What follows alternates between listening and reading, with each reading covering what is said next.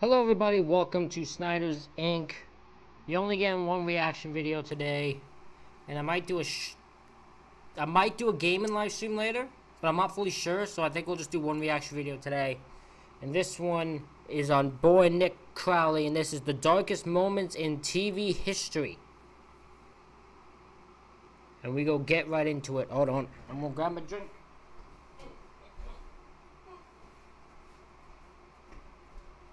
Gonna grab me Pepsi. Hey, Pepsi. Sponsor me. I'm telling you. I'll be a good sponsor for you. Anyways, let's get into this. Again, this is the darkest moment in TV history. Let's go.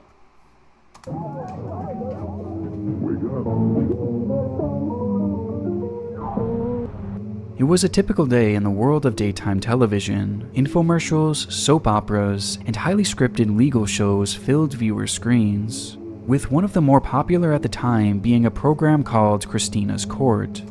That's one I've never heard of. Never heard of that one. I know Judge Judy. That's about it. Today, in Christina's Court. Chapter 1, guilty. The show centered around a woman named Christina Perez, giving counsel and advice to those wrapped up in legal drama. And on this particular morning...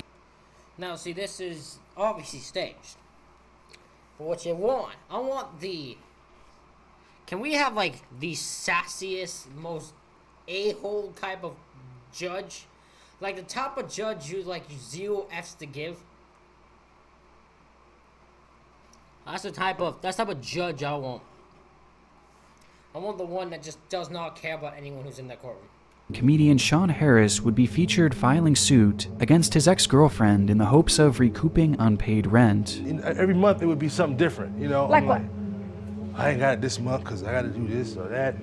I'm like, man. So you let her go 9 months without paying rent? Now, like I said, these shows were very obviously scripted, at least to some degree. And with Sean himself being a professional comedian, it led to countless funny moments and what turned out to be one of the show's more iconic episodes, with by far the most memorable moment coming at the very end, when things seemed to deviate from the script. Constantly like a child in my People own in house. love, they yell at each other all the time. Oh, but that's true. Ask him, he's been married for how long? Over 27 years. Over 27 Look at him though, years. he look mad. You don't look happy, brother. You don't look happy. Here, we see the comedian take aim at Christina's bailiff, a man named Renard Spivey, who was an integral part of the show, being the judge's sidekick for years and years. Though it wasn't often that he found himself at the end of a joke like this, as Sean suggests that Renard looked unhappy when it was revealed that he had been married for over 27 years. He's very happy. Okay, all right, let's get back to the claim.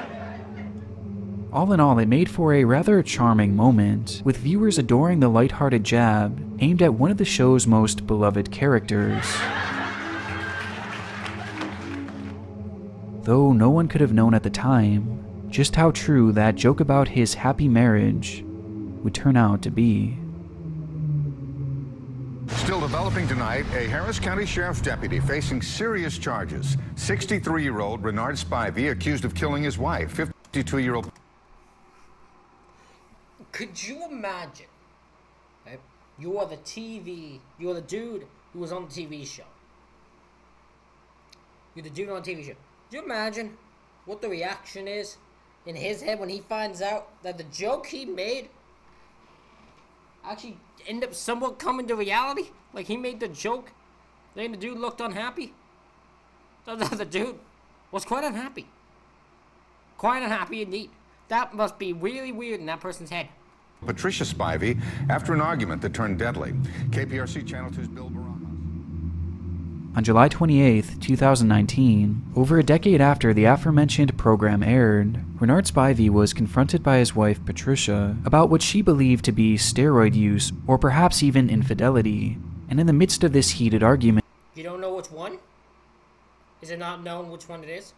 Spivey would draw his gun and shoot his wife once in the arm and then in the chest.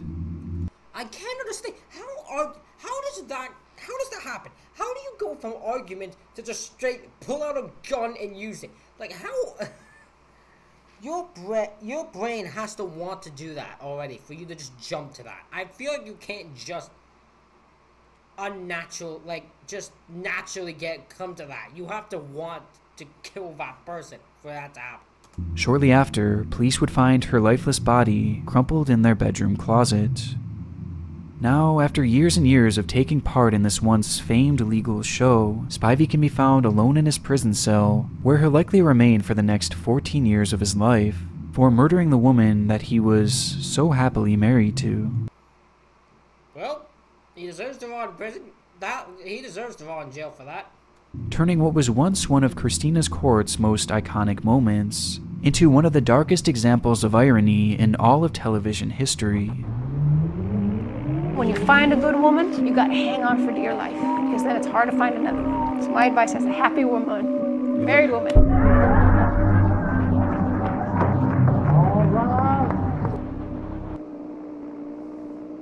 Before we get any further, I want to thank Scentbird for sponsoring this video and in turn making this dark content financially viable for myself. Scentbird is a fragrance subscription service that allows you to select and try new— I'm skipping. I don't care about your dang ads. No. Especially for fragrance. I ain't gonna use it. I couldn't possibly use it. I ain't gonna. You wanna go check out? Do you want? Hold on. Let's see. Does he have a? Hold on. You go find it. There you go. If you want to use that, go there. Whatever their website is. Do Crowley 55 and you get 55% off. Okay. Let's move on now to the more passive thing. The next one. Okay. Good talk.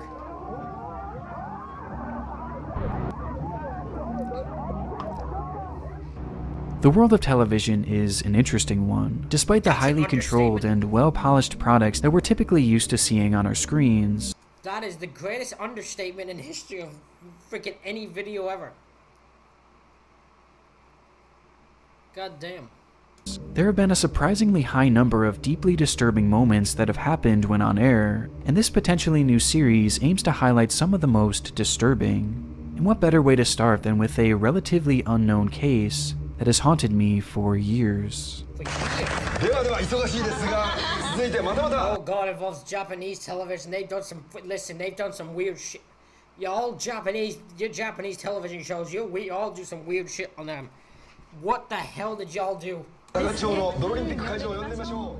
Saturday, June 14th, 2008, a Japanese TV station called Television Miyazaki is running its standard live programming, which on this day was set to feature a game show-like segment in the remote rice fields of Takachi Hocho.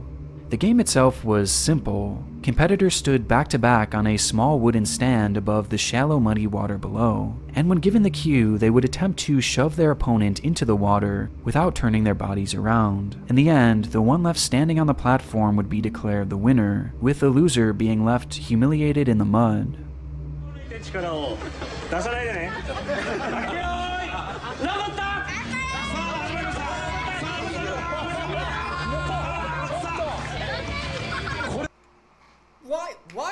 Why would you want to participate in this? Why would anyone want to participate in this, knowing they're gonna just go face first in the mud? No! What type of that's some stupid shit. That's some stupid shit. This isn't just a thing. No matter where you are, anywhere in the world, if this is the type of shit you're putting on television thinking this is fun and entertainment, I don't find it funny. Round 1 goes off without a hitch, resulting in the losing contestant being covered head to toe in a thick brown sludge, with the whole atmosphere perfectly encapsulating the craziness and high energy charm that you would expect from a Japanese game show made at the time. And so far, everything was all in good fun, with this excitement only escalating as the contestants convinced one of the show's hosts, a man named Tatsuchi Yanagita, to join in on the competition.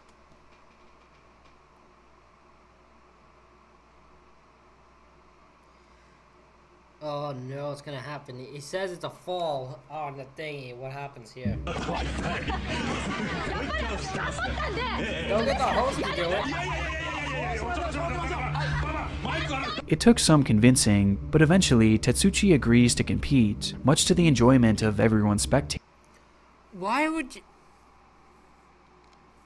I guess he wants to entertain people. He doesn't know what's gonna happen. I don't even know what's gonna happen. But clearly a fall goes down. That's not right. Does he die because of his fall? Because it doesn't look like that big of a platform. He has to land badly. And from there, the comedy writes itself, as immediately after the round starts, it's apparent that he stood little to no chance.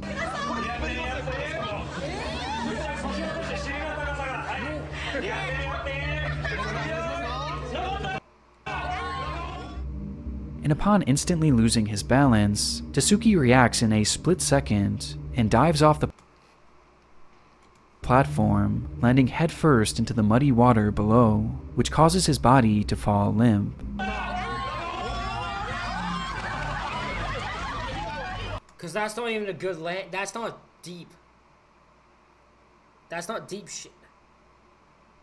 He goes head first, hits the ground. Body goes limp. The water that he had just dove into was merely 6 inches deep, with the rest consisting of a thick layer of mud, which his head would strike directly, instantly causing his neck to break. And in that very moment, Tetsuchi would be irreversibly paralyzed, leaving him unable to move from the neck down.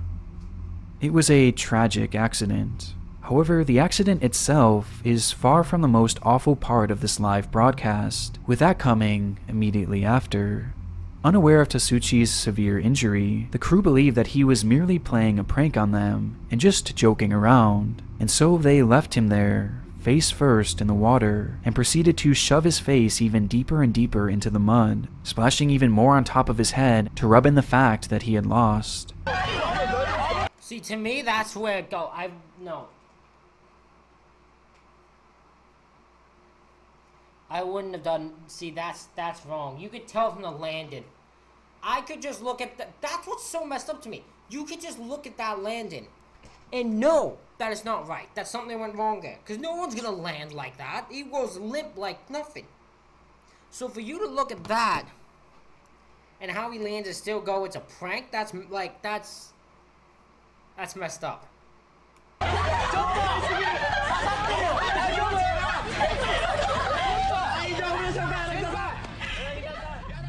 They had no idea that during their antics, Tetsuchi was in a desperate fight for survival. That's what I'm saying, this guy's like trying not to drown. As in those 6 inches of water, he was slowly drowning, and completely unable to pick up his head to breathe. This lasts for an excruciatingly long 15 seconds, before they begin to bob his head up and down, and eventually pull Tetsuchi's face out of the water. But this reprieve was short-lived, as the contestants proceed to drop him back into the mud face first.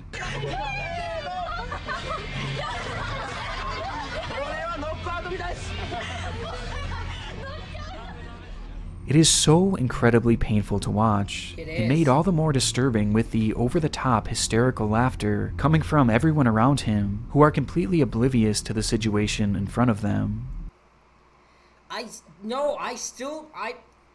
don't look at them a complete thing. Like, they obviously did know the extent of it. But for them to not think that something went wrong by that landing is ridiculous to me. Because that landing does not look good in any way. Finally, after what feels like an eternity, Tetsuchi is hoisted above the water, and the camera switched back to the main broadcast, ending both Tetsuchi's and the viewer's pain. By some stroke of good fortune, Tetsuchi would survive the ordeal. Oh, thank God. But he is paralyzed. Because that's him. But he luckily survived. Because, I don't know. I feel like if he would have died, there might have been parts on the witnesses around that. They might have been held partially responsible there. Because they pushing his head under the water. They're making it worse as he's trying to move his head barely.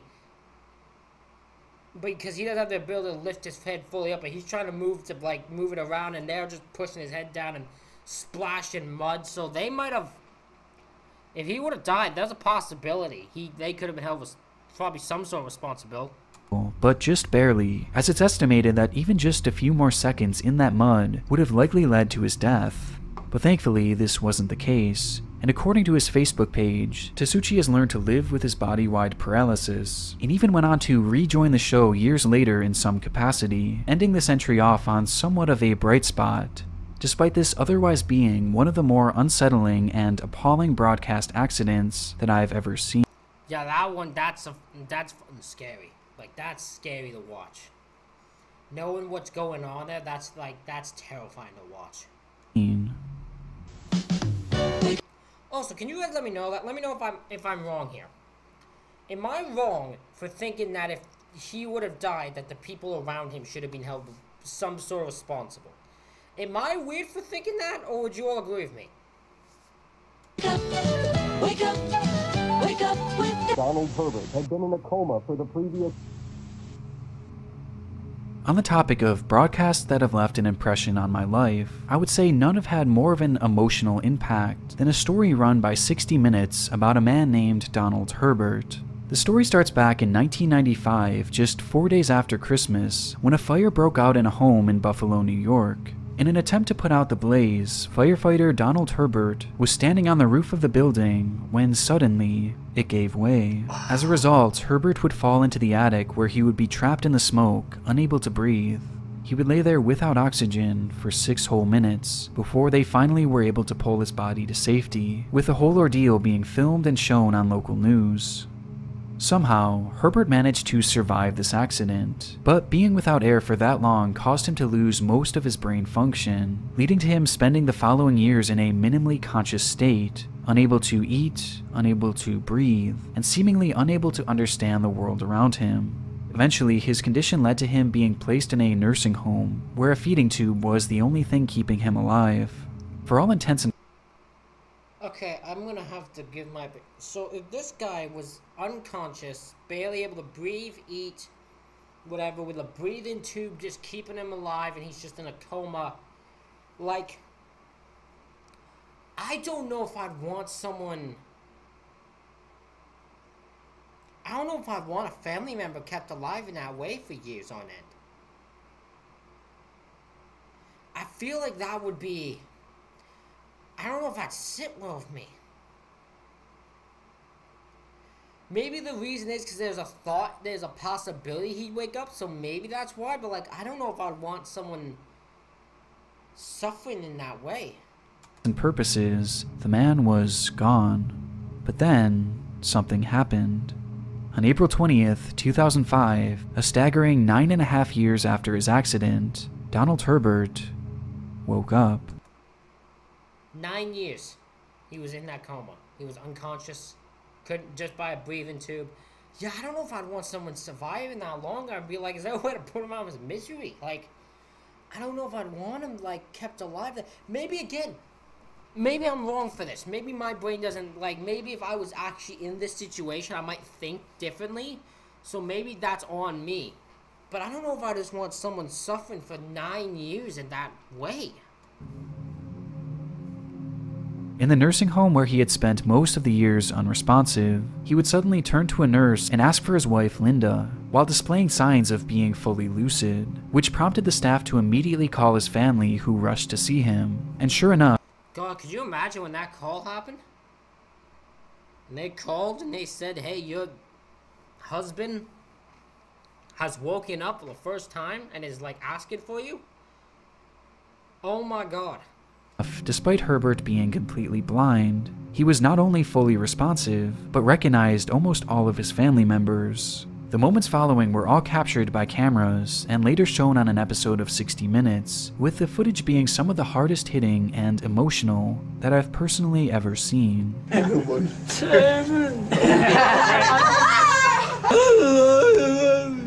How long have I been crying? Quite a while, pal. Quite a while. 10 years. The pain in discovering that he had been gone for 10 years, all that time missed, robbed from a man who was just doing his job, is indescribably gut-wrenching.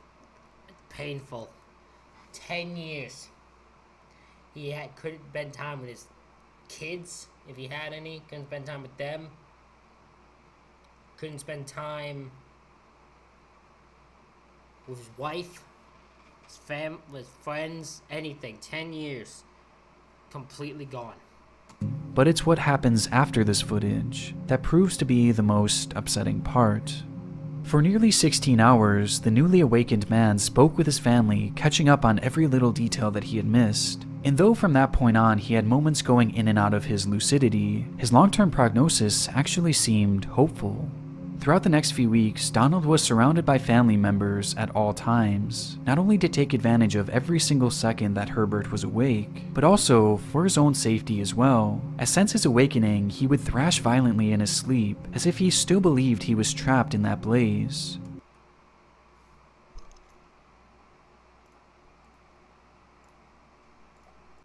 Okay, I'm gonna lie. If you just see a break here, it's because literally I swear I reacted to this, but apparently I haven't, so I don't know. This sounds really familiar to me, though. This sounds familiar like I've reacted to this, but apparently I haven't. And so to ensure his safety, at least one family member would be stationed with the man while he slept. Though on one night, one of the family members on duty had grown too exhausted to stay any longer, and from the first time since he became lucid, Donald Herbert was left alone. See, but that doesn't sound right, because that shouldn't have been allowed. You shouldn't have been allowed. Could you not have called someone else? Call a family member. Could you not have done anything and been like, listen, I'm too tired. I can't stay awake with him right now. Can someone else come and do it? Like, I can't. I just can't. I don't want to leave him alone. Can someone, like, there should have been a better way to handle than just leave him alone. Except like if he would thrash around in that. And during that night, he would again start to thrash violently, with Herbert flailing so hard that he would fall out of his bed and strike his head against the floor, causing his brain to start bleeding. From that moment on, Donald Herbert would never become lucid again, and as a result of his injuries, he would pass away 1 year later from pneumonia.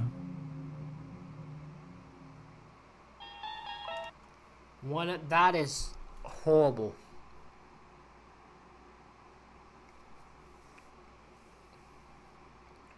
That is horrible that happened. But yeah, if I've reacted to this before, I don't know what I titled it, because I've been looking and I can't find it. But apparently I haven't reacted to this, although I swear I have. Because this sounds very familiar. So I've watched reactions of this so much that I've apparently I've watched reactions to this, because this sounds so familiar. If anyone had ever thought that such a horrendous thing could happen, obviously we would have stopped. The Twilight Zone. Throughout its lengthy run, this television series provided some of the most entertaining and memorable moments in all of television. But for this section, I'm going to be cheating a little bit, as rather than looking at an event surrounding the show itself, I'll be highlighting the far less memorable movie version of the series.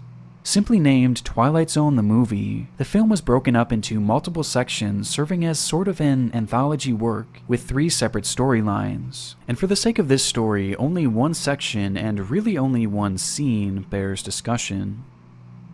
The scene was intended to simulate a battle in the Vietnam War, in which the protagonist, a character played by actor Vic Morrow, is attempting to outrun an attack helicopter and escape the area.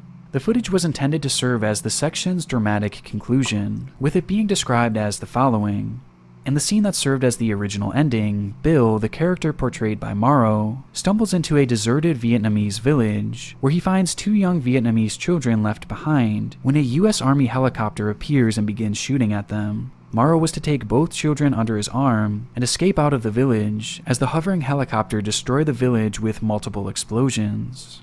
Based on that description alone, shooting the scene was going to be tricky and likely a very intense process on the set, as all the effects used were set to be done practically, meaning that they would require an actual helicopter and real pyrotechnics.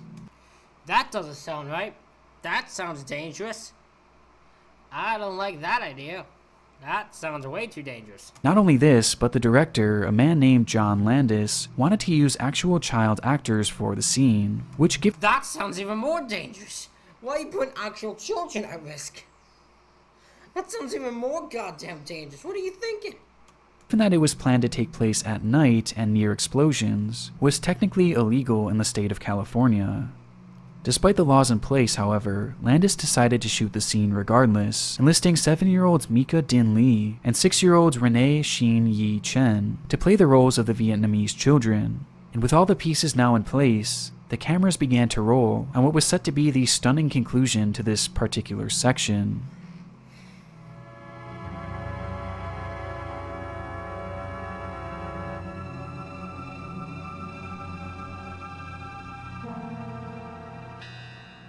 As the scene starts, the spectacle of it all can't be understated, as the lighting, setting, and the pyrotechnics truly set a haunting tone. However, unbeknownst to the production team, there was a major problem developing. As stated prior, all the effects you see here are real, and during the scene there was an actual helicopter flying just above the actors, which by itself was already very dangerous, and made even more so due to the pyrotechnics. For the pilot, what's next? Did they actually have a gun? An actual loaded gun and actually start shooting at them? Like, judging by the fact of... Okay, we're doing everything so practical. Why the hell did you not go down that goddamn route? Stupid ass people. The explosions launched in the air created fireballs in the sky, making things much more difficult to navigate. Boss, say, I could like... You could just go wrong and that could just explode right onto the fucking people. The actors. But those on the ground were never made aware of this, and being pressed to make things look even more and more intense, the crew decided to double down on their explosions, launching 2 massive charges back to back, a decision that proved to be a costly one, as the second blast was so strong that it dislodged the helicopter's tail prop, causing the craft to spin uncontrollably, and within mere seconds, as the cameras roll on the 3 actors trudging their way through the water,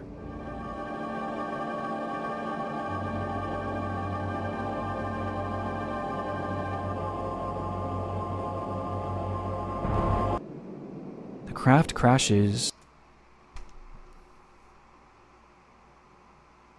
The helicopter crashes right on them because they chose to do 2 big things of pyrotechnics back to back, and one of them went right into the freaking helicopter, causing it to spin and go down. Oh, please tell me that the director and all that, the people who did this, please tell me they went to jail for this, because I'm gonna assume this caused death, especially for like knowing that there's freaking children. Please tell me the director now went to jail. Directly on top of them.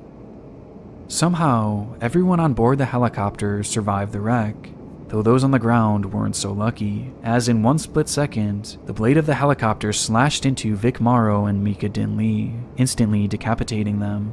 And as the craft slammed to the ground, Renee Shin Yi Chen would be crushed beneath its massive weight. In one frame, there were 3 living actors, and in the next, there were none. In retrospect, it's not hard to see the red flags and the dangerous practices Oh, this was dangerous to the very end. There was no smart thing to...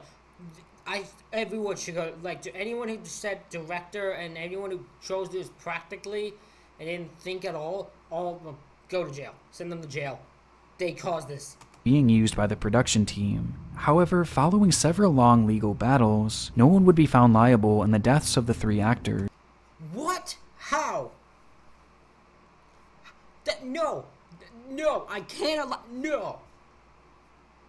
Bullshit. That is bullshit. And Landis himself would go on to enjoy an incredibly successful career. The Twilight Zone...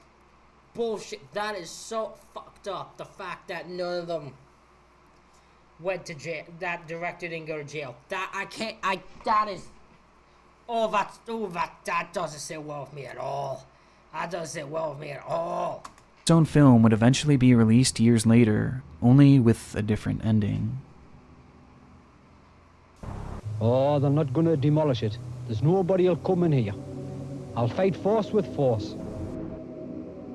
Our final story takes us to the quaint countryside of Buttsfield, England, where a man named Albert Dryden had been living a fairly solitary life. Following his retirement from steelworking, Albert dedicated his life to building up a plot of land which he had purchased in the area. His main goal was to construct a bungalow for his elderly mother where she could live during the summers, while also planning to build some sort of fallout bunker on the same plot. But right from the start, he ran into issues, as his permit request to build these structures on his land was promptly denied. Why? Like, why? Why was his permit denied? There's no... If it's his land, like, I feel like he should be allowed to. I can't see a reason why he wouldn't be allowed to. Why the hell did they deny his permit for? This did not stop Dryden, however, as despite the ruling, he began his construction anyway, believing he had found... That doesn't help. I mean, that's not putting his situation right, but he has a right to be annoyed with them. Like, I think he should be just allowed to do it. It's his property, if he bought it. Found a workaround with the law, as rather than building the house in a standard manner, he instead dug a deep hole into the ground and began to construct his home there, labeling it as the home in a hole. Due to this, the home only stood about 8 feet or so above the ground, which Dryden believed made the construction legal. However, he was wrong in his assumption, and the building swiftly caused a disagreement between the man and the Derwentshire District Council, with this rift growing more and more amplified as time... He should just be allowed to do it. Why is he allowed to do it? Well, I've not understood it. Why would, if I buy a piece of land, if I buy a big piece of land, you tell me, so if I buy this piece of land, I just can't do anything with it? Anything I do with it, you're just going to say, no, I cannot do it? Like, no? Like, why are you stopping a man from just building on his land? I don't understand. This is so stupid to me. Time went on. In the midst of this ordeal, a man named Harry Collinson was appointed as chief of the council and assigned to handle the case as his first order of business. And he did so by initially sending Dryden a letter demanding that he stop construction and also tear down what he had already built. Dryden, however, decided to counter with a court appeal, which was swiftly denied, leading to the court's final order that the building be demolished within 3 months. It was around the same time that the local news began to document the ongoing feud between Dryden and the government, and despite the numerous rulings against him, Dryden still refused to give in to the government's demands, and eventually, the council decided to take matters into their own hands. I understand his, frustration. Completely understand his frustration. He's dealing with,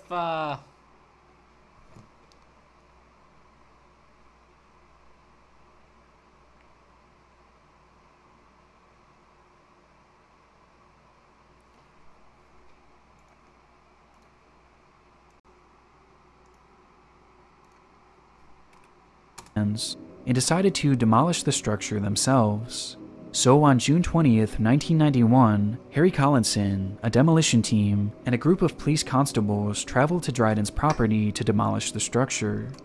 That's messed up. That's messed the fuck up. I apologize for the cut again. I had friends that wouldn't leave me the fuck alone. Calling me, talking about weird rules and weird laws and all. Although that's a whole video I would love to do.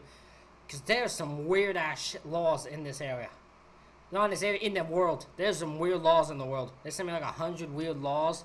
I actually might do that as a video. Let me know if you want me to do that as a video. Going over the weirdest laws. Before this group arrived, the decision was made that should Dryden attempt to escalate the situation, they were to immediately back off and come up with another plan to avoid any sort of physical altercation. At the scene, numerous reporters had already began gathering at the property line, including a cameraman for the BBC, who was there to document the feud in real time. And right from the start, it was clear that Dryden was not going to be going down without a fight. The gate to his property was chain-locked, with Dryden standing behind it, pointing to 2 letters that he believed proved that he should be able to keep his structure intact, at least for the time being. Read that, that's an official letter, and there's an appeal in. There's an inspector coming out on this site in 5 weeks' time. Well, it doesn't say that. I'll be ready to say well, that. I have another letter confirming that. Can you show me the other letter? I'm not going to show you the other letter, but this chap's coming out in 5 weeks' time. Well, all as I'm asking is to wait 5 weeks for the outcome, maybe 6 weeks. It'll take a week after he's been out.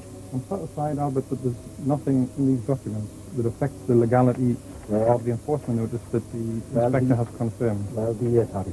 However, Dryden's request for more time was clearly falling on deaf ears, and realizing this, Dryden began to grow more and more agitated, with his tone quickly turning far more menacing. If you don't open the gate, now we'll obviously have to take the fence down with the machine.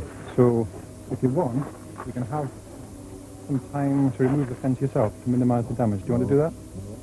Any damage that's subsequently caused as a result of you preventing us doing that will be your liability.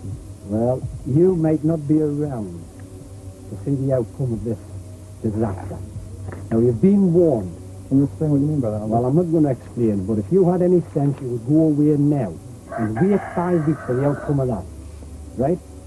That's my last word on it. If you show me the letter. This guy is clearly becoming agitated. So it would be easy to just move on, right? Like, just go for a different plan. Because that's what the water was, right? If he were to get defensive, you just go with a different plan. Referring to the I can't show you the letter. I've told you where the letter is. At this point, based on their initial plan, the crew should have certainly turned back, as it was now getting to the point that Dryden was outright threatening Collinson, warning him that if he were to step on his property, that something awful was going to happen. And though this did cause Collinson to take a few steps back, he still remained steadfast in carrying out the task. See, that's where we're involved, because he went off the game plan. And once you went off the game plan, a dangerous situation was bound to happen. And remained on the edge of the property line, standing his ground even when Dryden escalates the situation even further. What the Lord don't know? Go ahead, there. Can you get a shot of this gun? Oh, God. Oh, hold on. As the two stand... I'm about to say, hold on. The man, I didn't know the man was going to pull out a pistol. Is that a pistol? I don't know guns. I don't know. I don't know guns. I don't know. Is that a... I didn't know he was going to come out pulling out a gun, okay? I was not prepared for that. The guy's like, I need to get a photo of this. This is amazing. Look at this guy. This guy's like jumping to get a photo. Ooh. And face to face, Dryden brandishes his pistol and points it directly at Collinson. And wanting to ensure the man's combative behavior was being documented, Collinson asks the cameraman to get a shot of his gun, which subsequently leads to this moment. Can you get a shot of this gun? Get a shot of this gun.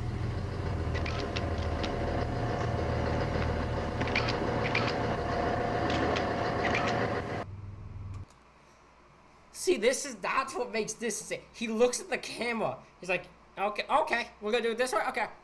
And then pulls the trigger, like nothing. That's insane. In an instant, with cameras rolling, Dryden fires a shot directly into the chest of Harry Collinson, and then fires another at the crowd standing before him, leading to things devolving into a chaotic scene of running and screaming. As more shots were... He lost it. He lost it. It went off the plan. It went off the rails a bit there. Fired from a pistol, the camera crew and Look North reporter Tony Belmont ran for cover. We were standing watching what was going on, and then a shot rang out at the chief planner, fell to the ground, and I felt a shot in the arm, and I've clearly been shot here in the arm. As the camera crew finally oh my God, one of the reporters got shot in the arm. That's insane. That's actually insane. Gets to a safe distance and catches their breath, it's revealed that one of the journalists for the BBC had been struck in the arm, along with one of the officers. Though in the midst of all this carnage, we see no sign of Harry Collinson, as by this point, he was likely still on the ground where he had originally fallen, dead from his gunshot wound, with his final words being, "Can you get a shot of this gun?" Following the incident, police would engage in a standoff with Dryden, who claimed that he had set up booby traps and landmines, along with other explosives on the property, though this would turn out to be a bluff, and eventually he would be grabbed by officers and taken into custody, where he would subsequently be tried and sentenced to life in prison. Of course. I mean, of course that was good. He ruthlessly shot a guy. There was so much wrong with this whole situation. How Albert handled it. How Collinson, is that right? Collinson, something like that. How he handled it when the didn't go confrontational. He should have backed away. The fact that this man wasn't allowed to build on his own thing caused the whole dilemma in the first place. Should have just gave him the goddamn permit unless you had a real reason to. There was so much wrong with this. And despite his actions on that day, Albert Dryden would go on to become somewhat of a national hero, growing a legitimate fan base for the way he stood up against the government. Yep. That's usually what happens in these types of situations. That's legitimately usually what happens. They will end up becoming the people who stand up against authority, even though no matter how they do it, they'll get fan bases. Dryden would live out his time in prison until 2017 when he suffered a massive stroke, to which he was let out on a compassionate release, with the man eventually passing away just I don't know how I feel about a compassion. They're like, listen, you're gonna die anyways. There's no hope. There's no point for you. You can't cause harm to anyone anymore. Just go. Just go. 1 year later. Though his actions that day will forever be immortalized as one of the most notorious and darkest moments in television history. I want to give a big thank you to Scentbird for sponsoring this video. Make sure to check out those links below, as well as my God tier patrons, Alex. Alrighty, well that's it for this one. So we're gonna move on here.